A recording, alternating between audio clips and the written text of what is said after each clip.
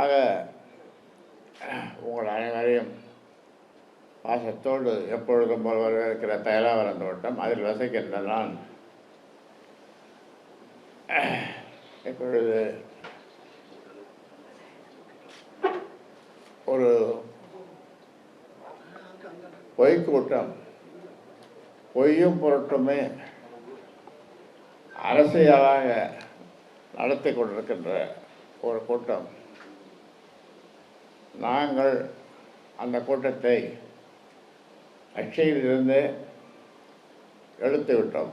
அடிப்படை உறுப்பினர் பதவியிலிருந்து எடுத்து விட்டோம். அவரோடு சேர்ந்த சில ஒரு கூட்டங்கள் பொய்யா பேசுவது, இட்டுக்கட்டி பேசுவது, ஏளனமாக பேசுவது, மனம்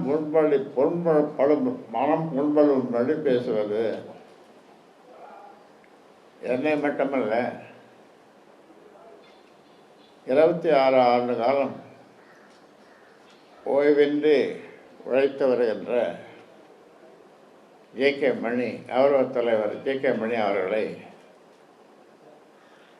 வசைபாடுவதை நாளும் தொழிலாக கொண்டு செய்து வருவது, இப்படி அரசியல் அப்படி போன அந்த பொய்யர்கள் கூட்டம் அரசியல் பேசாமல்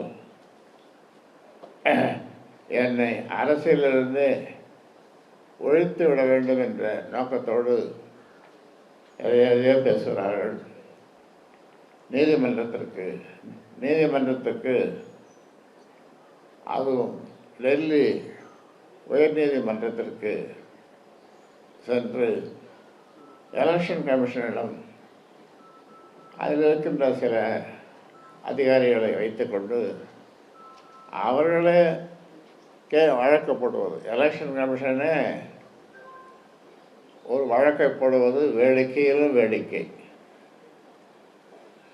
இது 2வது முறையாக தீர்ப்பு.